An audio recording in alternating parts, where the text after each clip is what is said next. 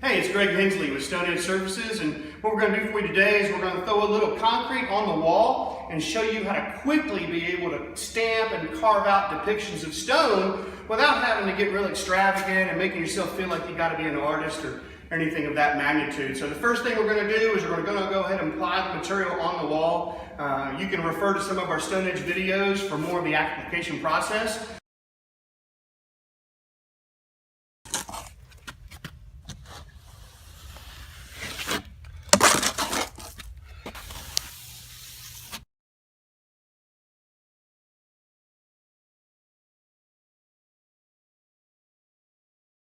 But right now I'm going to put a base coat, I'm going to put a bond coat, and I'm going to put a final coat to be stamped.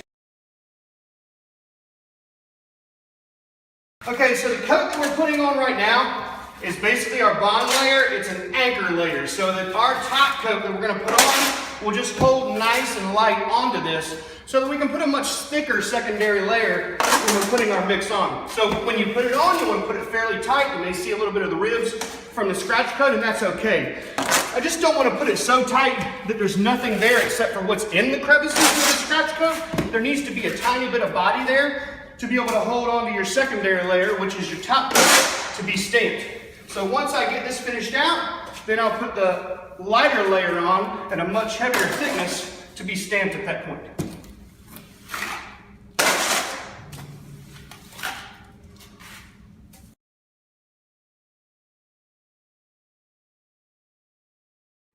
So now that I have my anchor layer on there, which is nice and tight to the scratch coat, I'm going to allow myself to put a second coat on here, which will be a lot more material than I have on my actual hawk and trowel. And again, I'm not using this as a troweling mechanism. I'm using it as an applicator. So I basically just want to get my material on there in the thickness that I want it, and then leave it alone.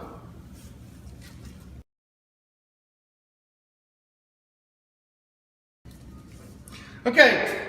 As I'm putting this material on, you see I'm using a hawk and trowel method. Feel free to use your own bare hands with gloves, and you can use a method that a lot of people call hand bombing. Basically, you're just throwing the mud on the wall in increments, stay in your lanes, and then you can still hit it with a pool trowel. Now, for your base layer, you still want to make sure, even if you're throwing it by hand, that you trowel that first layer and anchor it into the actual scratch coat before you put your second layer on there.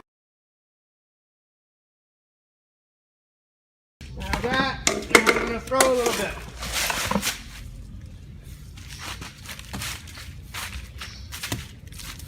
All I'm trying to do is stay in my lanes so that when I'm done throwing a pass, I can hit it with my pool trowel. Are you going to throw thousands of square feet? You are not. I'll do 2 lanes of this and I'll get back to troweling.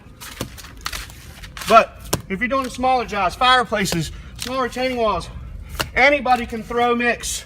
There's nothing to it. And it hangs right there. So don't be afraid to get your hands dirty, as they say. And that's it for that. Before I continue on troweling, I'm going to grab a pool trowel, show you how to finish that off. Hey, it's Greg Hensley with Stone Edge Surfaces again. We're still putting up our Pro Wall Mix. I've grabbed the pool trowel because I want you to see what it's like when we actually, someone gets out of the way when they're applying, someone can follow right behind them and hit it with a pool trowel. Look how that material smooths right off.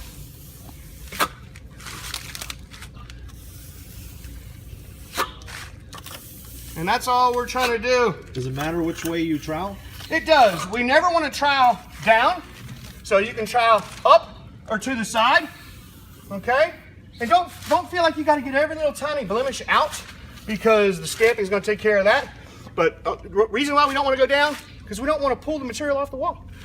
Another method is also using a type of mortar sprayer and a compressor. Just make sure you have enough compressed air, usually about 8.5 SCFM and about 100 PSI, to shoot the material through about 3/4 to 1 inch orifice holes through the actual mortar sprayer, and that will allow you to put your material on the wall very efficient as well.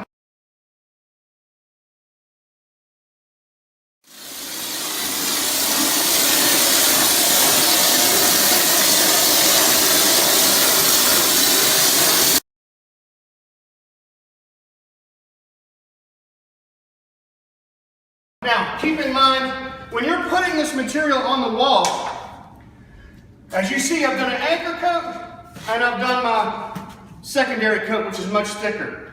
If I continually put a layer after layer after layer, and I'm not talking about 3/4 of an inch at a time, I'm talking about maybe 1/4 of an inch at a time, I'm going to make that surface area much more dense than it would be by putting one thicker, lighter, fluffy layer to be stamped on there. So some people at times think they're putting the right amount on, and they are, but they're densifying it because each time they hit it with a trowel, they're tightening it, they're tightening it, they're tightening it. We want to make sure it's nice and light to the wall so our stamp will recess in nice and easily. Okay, so make sure you're doing that as well. Also, make sure when you're troweling these nice thick layers that you're not troweling down on the material. We don't want gravity to work against us. We want it to be able to just lay up there nicely so you can go up or to the side, but never down when you're applying the material. Thank you. Okay, so we have basically done our anchor coat, we've done our top coat of full thickness for what we have desired we need for the depiction of stamping that we're going to create on this surface. So before I do any stamping, I want to make sure that I have a fairly smooth surface. As you see, I've haphazardly put this material on the wall, but I've kind of let it stay at a very similar contour all the way through. So now I'm going to take a pool trowel instead of an actual concrete trowel that I've been applying the material with, and I'm going to smooth the actual material out for stamping. As you can see, I'm just doing a nice long stroke, closing up all of the pores, just so it fairly has a smooth surface so that the stamp can get all of the texture possible from the actual depiction or the grain that you're creating.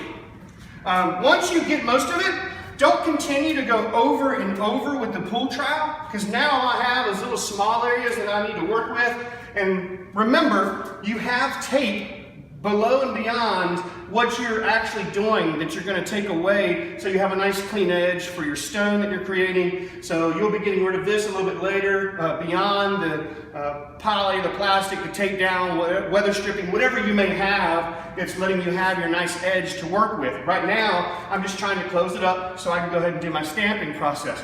But now that I've done most of my long strokes with the pool trowel, I can close most up with just the end. So I can just lightly go on there, close up whatever I need to, and then move on. Now the really great thing about this type of product is it's ready to stamp.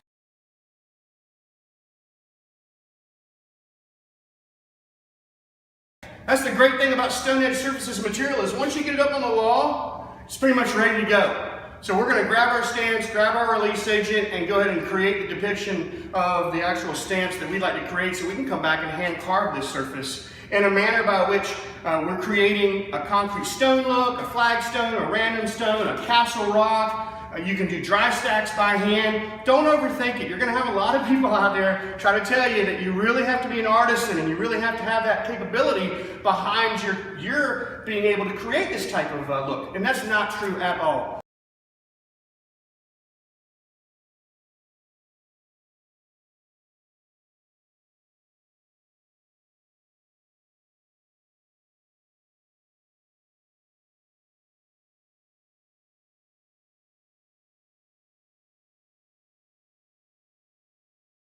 When it comes to painting, I'm the type that still draws stick people, but I can look at a photo from a magazine, I can take a depiction of that stone and just create it on the surface, and we'll talk about a little bit about that here in a minute.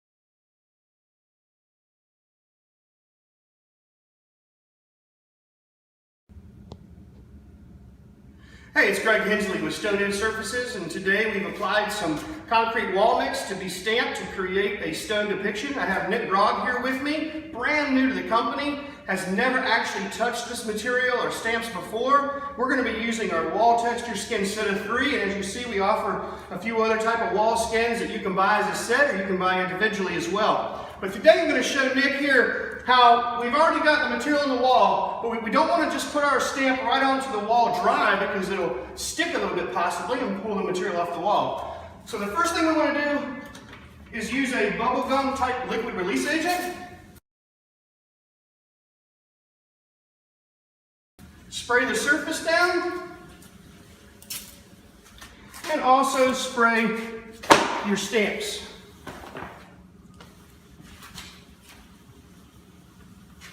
All you're doing is a fine misting. You don't have to oversaturate. Just make sure you get all of the areas.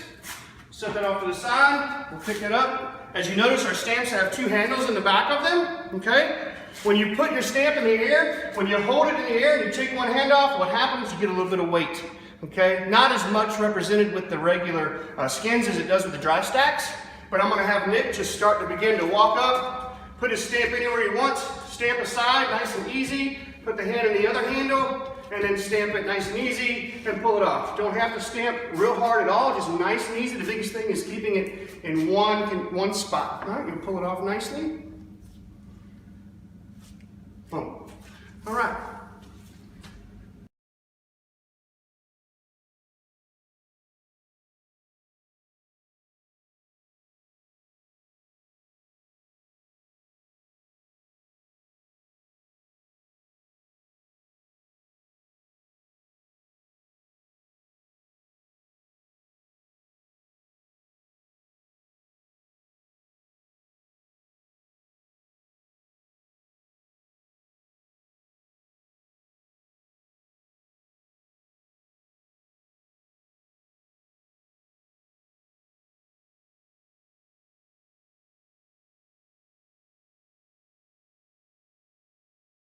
Okay, so we've begun our stamping process with our actual wall texture skins. So I'm going to have Nick come again here, and every once in a while you'll do a little bit. We have a small area, so if there's 2 guys stamping, you may do a little bit in your area and then switch sides to get a little bit of the different stamps that you have. And you can basically go anywhere. And I notice when he puts his hands on the stamps, okay, you want to keep one hand in one of the handles at all time. And if you feel like it's coming down with a little bit of weight, always put your hand in there and give a little bit of a torque to it, so that you can keep it in one spot and you can be able to stamp the texture that you want. Once I stamp that texture, I can switch hands, torque it a little bit, and boom, create the texture. Pinch it together, make it a little bit of concave so it doesn't create a suction, and just pull it away from yourself. But you can imagine having retaining walls and be able to really quickly put mix up and create texture along a elongated surface with some square footage that might be a flood wall, retaining wall with a cap, the lower part of a home where usually they might just have an unfinished foundation. Something like that you can really beautify by putting a lot of texture on there. And so Nick, you can continue on if you want to switch stamps or whichever.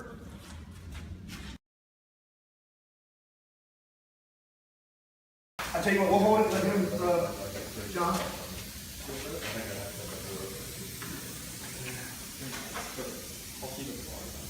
Nice and easy all the way to the bottom. Very nice, Nick. All right, so I'll go in the middle. I'll have him possibly come down here. Now, we have a small area and I probably don't need to, but just say we need a little bit of extra release agent because we've gone for maybe 10-15 minutes. Then you can back off for a second. No, if you've already sprayed the wall surface, there's really no need to respray that. But maybe you just need to respray your wall texture skin just a little bit with a misting of product so that it won't stick.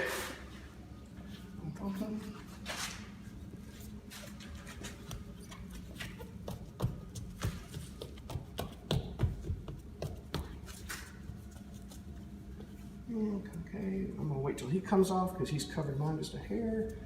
And there doesn't have to be texture on every surface ounce of each stone. So don't feel like you gotta continually get over and over and over and over. Now, if you look here, you'll see a little bit of a stronger indentation into the surface. Now, all that is a little bit of harder pressing on the actual stamp, and you get more of an outline of the actual outside of the stamp. And that can be okay, especially when you're hand carving. Just be aware of it so that if you just want more of a shallow texture, then maybe stay away from the very edge of your stamp and maybe stamp just a little bit lighter.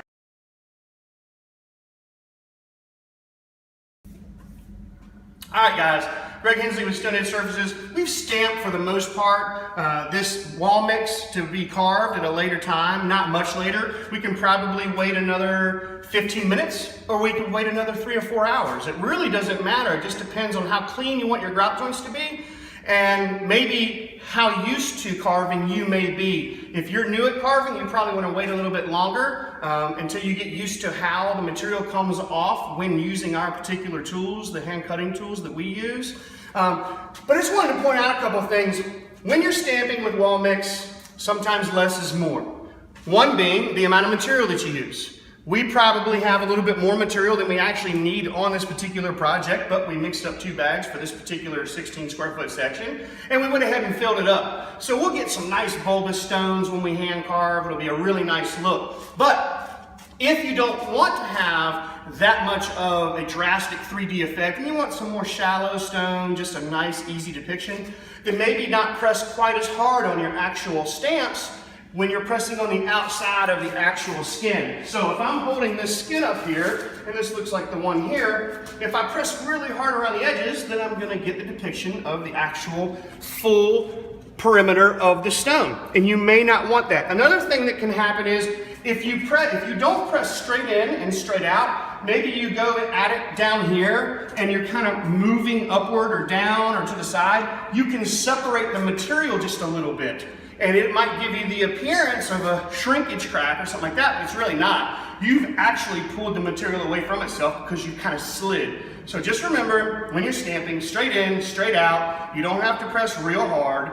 That is when we're using our dry stack stamps, and we want that configuration of the grout joints to recess down into the mud, and then the rest of the mud concaves back into the cavity of the actual field stone or dry stack, and that gives the illusion of being much thicker. This is a little bit different. We're gonna come back and we're gonna hand carve the actual material to create our own depiction, so it can be shallow or a little bit deeper fill, and you choose how much material that you want to put on the wall. You can get away with about a ½ inch of material with these wall skins that we use. I put about 1 inch of material so that I can get a little bit more of a concave, bulbous, a little bit more of a drastic look. But if you just have 1,000 square foot foundation wall, flood wall, or retaining wall, and you want to be quick about it, then go ahead and throw your scratch coat up there same day, and go ahead and throw your wall mix up 1/2 inch and go right behind it and start texturing it out. And then later on today, I'm gonna teach you how to hand carve some realistic looking stone.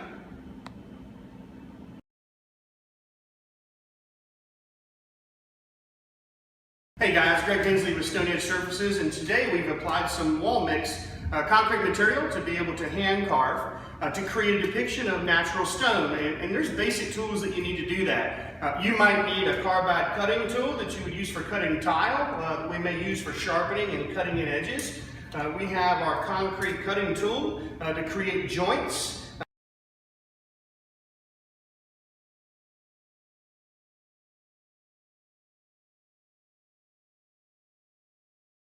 In between the actual stone and get our pattern first, and then we'll open up after the fact. And we have just a regular old chip brush that we'll use to soften up our grout joints, expose the sands, and get a more natural look. The first thing you're going to want to do is you're going to want to kind of border your project and clean up around the edges from where you might have tape around. So I'm just going to kind of clean that off, cut through it, get to the edge from where my plastic or the tape might be. All of anything residue beyond that will probably be pulled away when the actual tape is pulled from the plastic for whatever protection and masking that you use to mask off your project.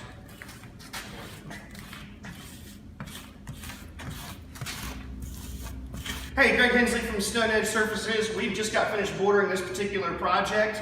Kind of haphazardly, just got it to the point where now we can get our pattern and depiction of stones. This particular material's been laying on the wall about 3.5 hours. We could have started carving about 30 minutes after we actually laid the material.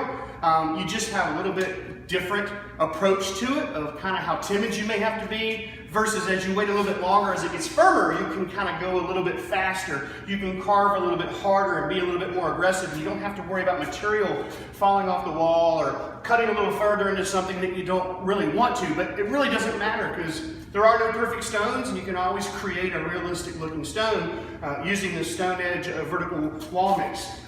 One great thing to do, guys, is just take a photo of any stone that you like. If you're really apprehensive of being an artistic type person, from which you don't have to be to create this type of stone, is you can take a photograph and just kind of look at it and say, okay, well, I think, I'm looking at it, maybe I want a stone right up in here, just like the one up in the corner there, and then I've come right off here, just like the one up at the top, and just follow that along, okay? Don't feel like you have to just look at yourself, because some guys that are new at this will stare at it for 30 minutes trying to figure out where to put the next line, and it's not about that. Just create the stones as you see fit fairly quickly. Try to kind of stay away from four-way intersections.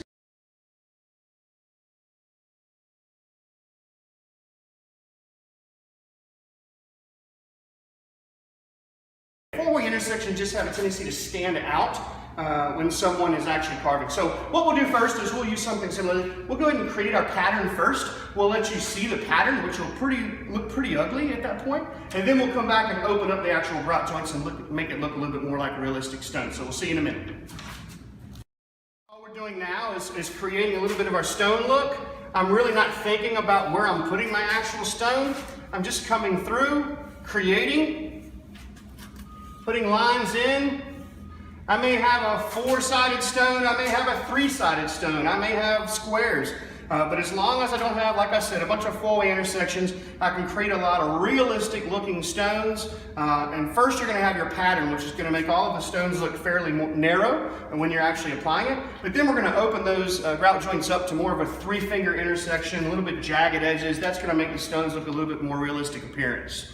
So I'm going to continue on. We're actually going to pull gentleman Nick Grog into the feature here and let him carve a little bit of the actual stone himself. And so if Nick was to walk up on this and he's never done it before, he may walk up and come from this section right here and maybe come a little bit further here and cut up into that stone right there. Maybe not bring it all the way for such a larger stone. So the biggest thing is when Nick comes in, if you hold your carving tool out like this and dig deep, you're going to have a much deeper grout joint than if you come in and shallow, okay, come across the actual material shallow. You'll just expose the grains of the sand, and then we'll be able to create our stones. Hey Nick, so go ahead, this is your first time, kind of carve along there, nice and shallow, and then come across, nice and shallow right there. Finish that line off, right about from there to there, nice and shallow. So what Nick's doing, if you notice, when I'm carving, I'm being a lot less aggressive. So I'm just skimming the top off of the surface, I'm not digging deep. When he's doing his, he's coming a little bit deeper, creating a little bit more of a 3D effect with his stone. Neither I'm right or neither he's right or wrong or vice versa. It is according to the customer what they may want. They may want a little bit of a deeper grout joint. We may have both on this. When I open the grout joints up, you'll get a little bit deeper anyway. But if you start off shallow, you can always work your way deeper. Just be careful of going a little bit too deep sometimes when you first begin. So now maybe you can come across this line here and create something down into there. Nice and shallow. There you go. And then there you go. Boom. Like that. So maybe you want to bring this intersection off somewhere down. Boom. And then you want to come off of that corner and come over a little bit somewhere. I like it. And so therefore I just saw what you're getting ready to do. Perfect.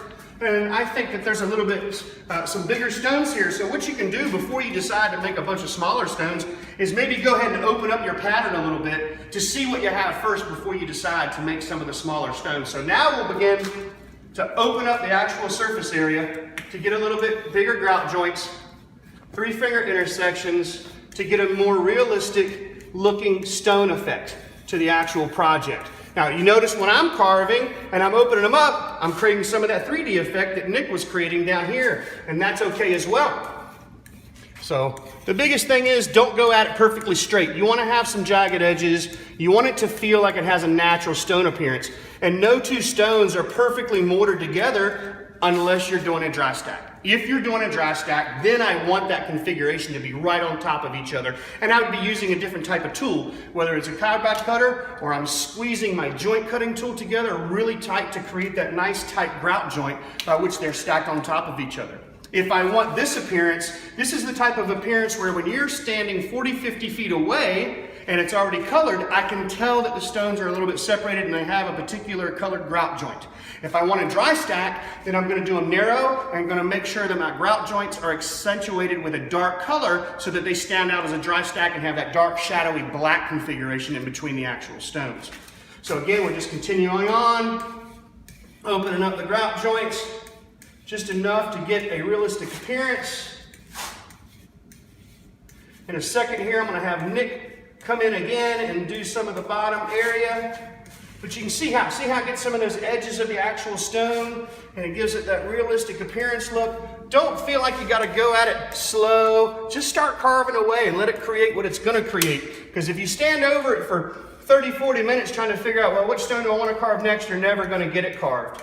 And we've talked about this a million times. I'm not an artist. I've never claimed to be an artist. Don't want to be an artist. I want to get in and I want to create these type of depictions quickly so that the contractor can make money with their customers, be able to get in and out, do retaining walls, flood walls, bottom of the foundations of homes. Whether it's an interior fireplace, backsplash, shower surround, you can create this in a fraction of the time and labor cost of what you'd have to do with a real stone or a cultured stone or a manufactured stone to be able to lathe up on the wall, lick and stick up on the wall. We can do this all in one swoop. We can put the material up on the wall, we can stamp it out, we can begin our carving process all in the same day. And a lot of times finish up that particular project before we even go to the next day. So you can pick up a check and they're just amazed at how quickly that you've created particular stone. Okay, Nick, come on in. So you see how I'm kind of coming in haphazard, just hold it nice and firm, kind of close to the surface area. And then just kind of pull it and go back and forth. And you want to get in the intersections where they meet. You want to kind of open it up a little bit, not necessarily round them off, but if you want all your stones rounded off, then it's absolutely okay to do that. Just decide beforehand whether you want a flagstone type appearance or a random stone with rounded edges type appearance. That's more of your customer's suggestion there. Now I noticed that Nick, just because he's never done it before, he's being a little bit timid. He's probably worried about taking too much material off, and I respect that because he doesn't want to mess the project up. We're putting this on film and on YouTube, but he can go a little faster as he gets a little bit more used to the material. So I'll just get back in there to what he's done, and I'll just start carving out. I noticed down here where he had a little bit of a hump material, guess what? I'm just going to take that out. I'm going to make that stone look like it's actually sticking out and has a lot more of a appearance of 3D effect right there. Same thing with that other one, and then I'll come in hard on that one. Open this grout joint up just a little bit. Open that one up just a little bit. One of the main reasons why I want to be smoother to the surface when I'm carving, even if I'm going to be doing a 3D effect, is because I would like to get that sharp edge around the actual stone so that it actually has the look of a 3D appearance of the flagstone sticking out further than the actual grout joint. So once I've carved, and I don't know if this is perfect. What do you think? What do you think there, Nick? See anything that needs to be carved? I see one. This little edge right here? That little edge, I think is the one you did. Yeah. I think it looks awesome. Okay? I think it's something that if you didn't want to have to worry about it and you want to take it out, you didn't have to. If you want to come around the edge and soften it just a hair and maybe just take that little point off, that's really all you need to do. Now, this one's a little narrow. Who's to say that it didn't need to stay narrow, but we can open it up and just get the grout joint even to it. But now, when you're close up on it, does it look like the stones are fairly far apart? It may. But when you stand 10 to 20 feet back, and you continue to go back further and further, the stones get closer and closer together. Okay? So remember that when you're carving, and you're exposing the sands and whatnot. So now it's time to just go in. I'll just clean up any residual that I have. So once we've kind of carved out and we've opened up our grout joints, maybe we want to expose the sands and soften them up a little bit. This also depends on the stage that you're on it at. If you get on it fairly early, using a chip brush will expose the sands a little bit more like you did carve it late, a little bit cleaner look. We are carving it later, about 3.5 hours later. I'm still gonna hit it with a chip brush just to kind of soften up. See how just by hitting that surface area, it kind of lightens up the sands? It kind of softens them up, smooths them out, and gives a much more smoother appearance to the actual mortar joint. It makes it look a little bit more realistic and soft. And it also softens the edge of the stone. Something like this, if you see that little mark right there, what that probably is that's probably a little bit of a liquid release mark that'll be taken out when we actually do our coloring process. Won't hinder us at all. But one of the main things I really like to do is I do like to chase all of my grout joints with a chip brush just to get them nice and smooth. I think it adds to the appearance. It softens up the look of the entire stone. It's very quick and easy to just have someone run over top of and smooth them out. But if you notice, just because it's open poured, it's the same mix, but can you tell a huge difference in the color of the surface of the stones versus the color of the grout joints? Absolutely, because one's open poured, one is not. Okay, that's what helps us have already a differentiation in color. There's guys out there that I see all the time that never put 1 ounce of color on any of the stones. They just carve it, call it a day. I'm not asking you to do that. I love using Stone Edge Surfaces liquid colors and creating all types of colorations and multitones to all these different stones, but it still looks very realistic as it stands right now.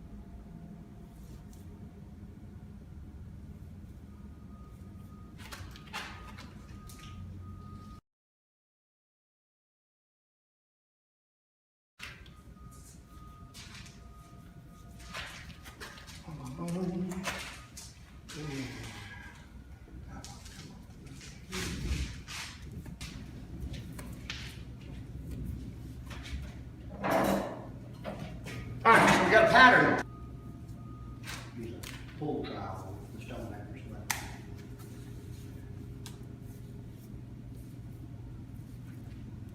And we will use the pool trowel to get in there and clean them out when we're ready.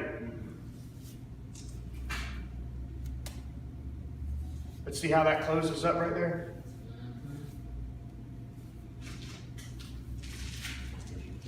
And then we can get back in there and restamp those. We're going to restamp those. So if you want, get the handle ones, these small handles, put release, and then as I'm doing this, you can get in there and actually do, first I'm going to get all these edges cut, and then we're going to come back and open up some of these grout joints. Oh, yeah. These little yellow hands. Okay. Those guys, yeah. Those cool. Because you can come in on that angle. Gotcha, gotcha.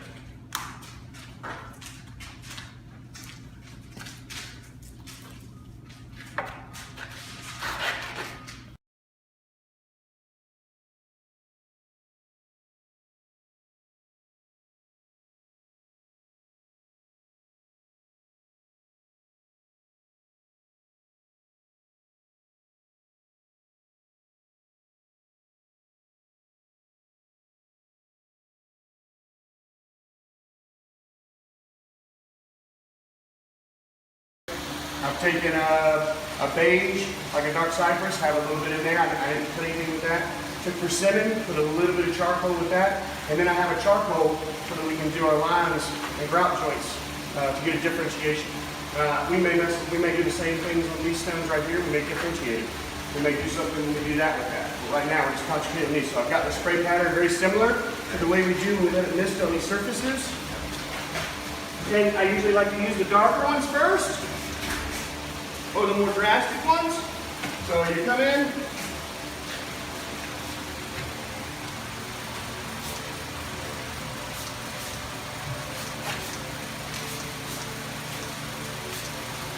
and you go over what you've done. You don't have to just stick with a particular color or whatnot, but you can two-tone them, you can get different variations.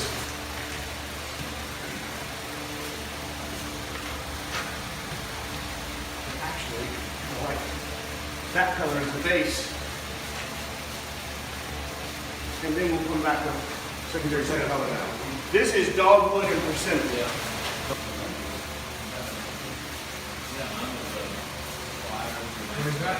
This is a darker charcoal that I'm using to blend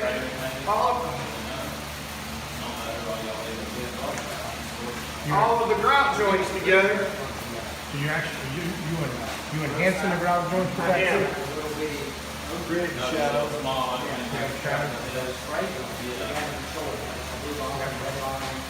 There's more definition to the stripe.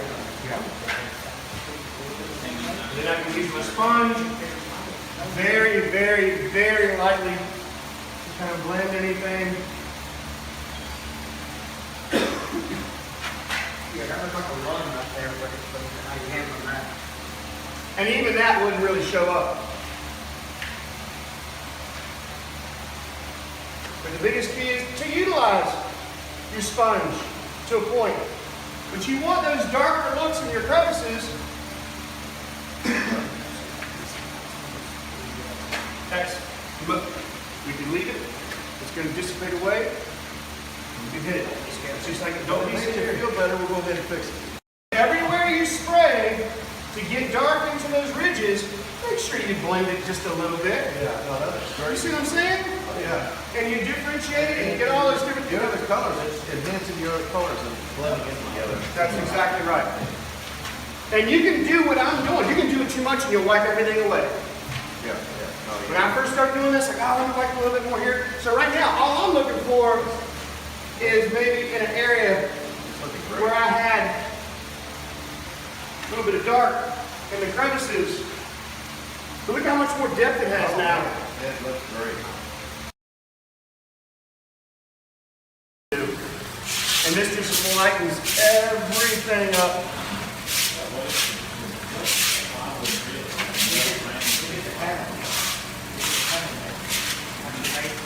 You go around your edges.